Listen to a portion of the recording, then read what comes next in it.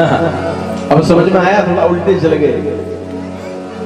हाँ, अभी तक तो दान की महिमा बता रहे थे, लेकिन अब महाराज जी कह रहे हैं दान भी सोच समझ के करो, वाकई करना चाहिए।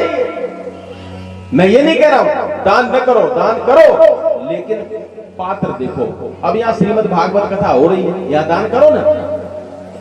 अगर दानी हो तो 10 बोरे आटे के भिजवा दो, 20 दिन डालडा के नहीं घी के भिजवा दो, ज्यादा पैसा हो तो बूंदी भिजवा दो, लड्डू बन जाए, चीनी भिजवा दो, ये दान है।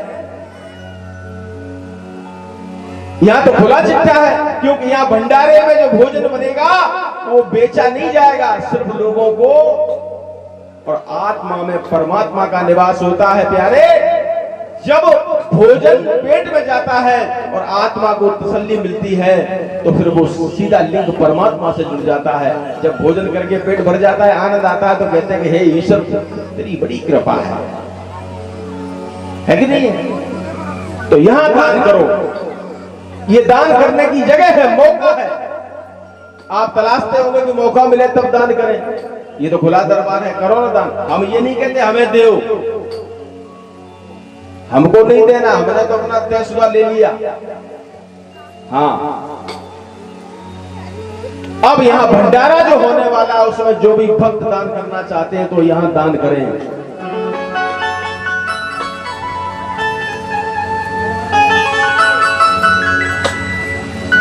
कि चली जा रही है ये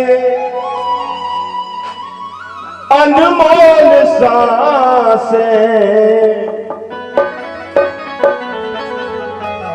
चली जा रही है ये अनमोल सांसें, जो कुछ बची है उन्हीं को संभालो, जो कुछ बची है उन्हीं को संभालो, जो कुछ बची है उन्हीं को संभालो। चली जा रही है ये अनमोल सांसें, चली जा रही है ये अनमोल सांसें, जो कुछ बची है उन्हीं को संभालो, जो कुछ बची है उन्हीं को संभालो।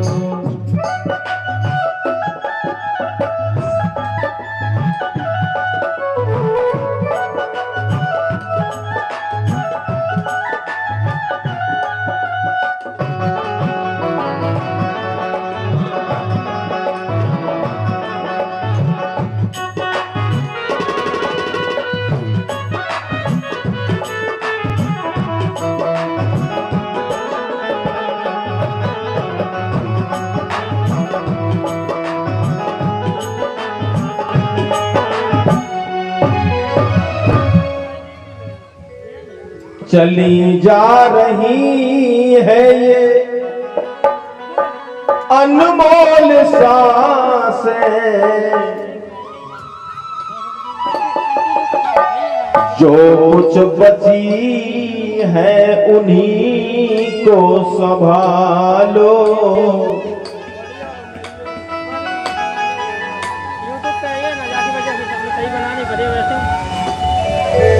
आज कंस ने सोचा कि कन्हैया इस तरह से मरने वाला, अच्छा ब्रह्म को भी कोई मार सकता है? बताओ।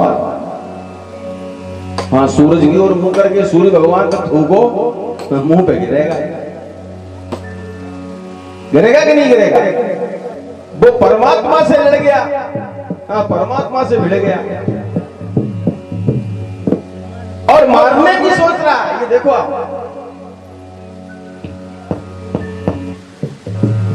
बड़े उपाय कर दिए, सारे उपाय कर दिए, जितने भी योद्धा थे, जितने भी तांत्रिक मांत्रिक जो भी थे, सब पहुंचा दिए वहां के कन्हैया को मार दो, लेकिन किसी का बस हाँ नहीं चला।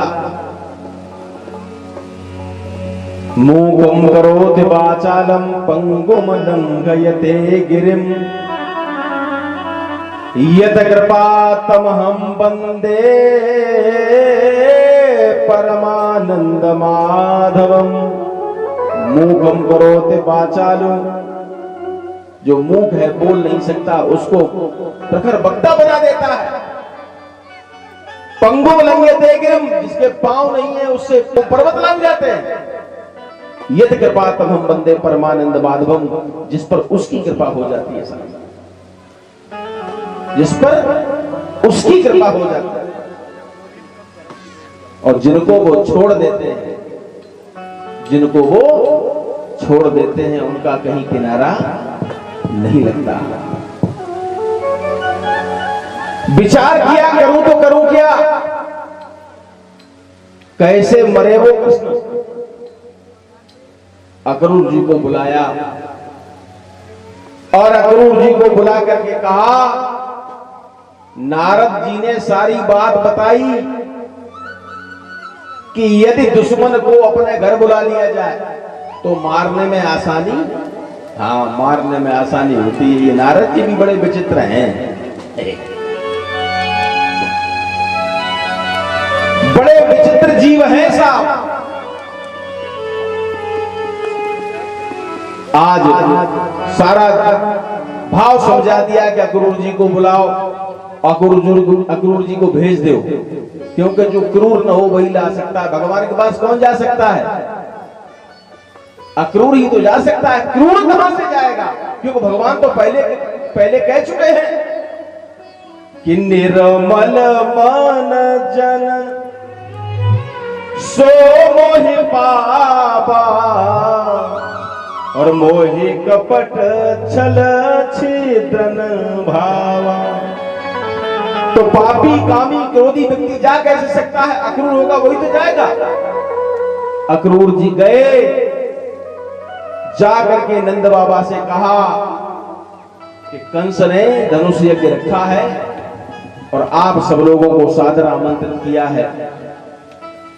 आज सब लोग उनके रथ में बैठ करके गए और वहां जाकर के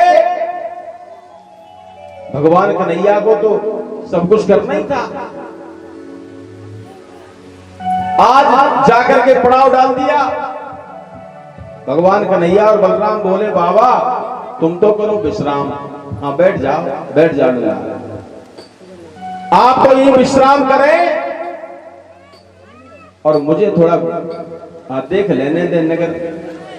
हाँ वहां भी गए थे, अयोध्या में भी तो गए थे।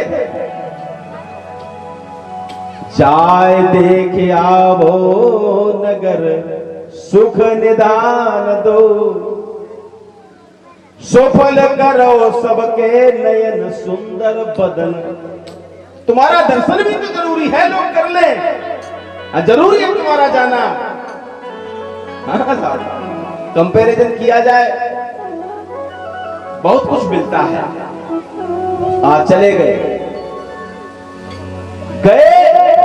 तो सबसे पहले एक धोबी मिला, रजक,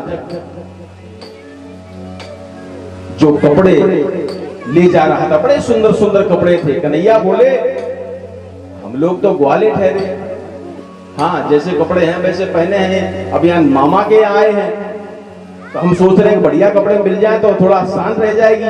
धोबी से बोले, भैया इनमें से कुछ कपड़े हमको दे दोगे? धोबी बोला, अरे ग्वाले, जिंदगी भर चोरी करता रहा है, इन कपड़ों को देखने तक की तेरी औकात नहीं, तू इन कपड़ों को पहनना चाहता? भगवान कन्हैया बोले, आ गया अपनी औकात पर, ये अपनी औकात पर आ गया। त्रेता में यही था जिसने ऐसा अपवाद फैलाया अयोध्या में कि मुझे सीता को त्यागना पड़ा। समय आ गया आज बदले का। भगवान कन्हैया आगे बढ़े, 2 उंगलियों से तमाचा मारा उसके मुंह पर, गर्दन धड़ से अलग हो गई। भगवान ने उस रजक का उद्धार किया। आगे बढ़े, दर्जी पर भगवान ने कृपा की, आज भी वृंदावन में चले जाना, दर्जी बड़े पैसे वाले, भगवान कन्हैया अपने घरों में तो, अच्छा किसी का नहीं हो, अपने घरों में तो होते हैं ठाकुर जी महाराज। तो हम उनके लिए जो कपड़े लाते हैं, छोटे से कपड़े होते हैं लेकिन बड़े महंगे होते हैं। उनका मुकुट लाते हैं, पगड़ी लाते हैं, बड़ी महंगी होती है, तो वो कोई काम नहीं करते। आपके कपड़े नहीं चलेंगे लेकिन कन्हैया के कपड़े चलेंगे। और दुनिया भर में जाते हैं, दर्जी पर कृपा की, कपड़े अच्छे सही करवा के पहन लिए।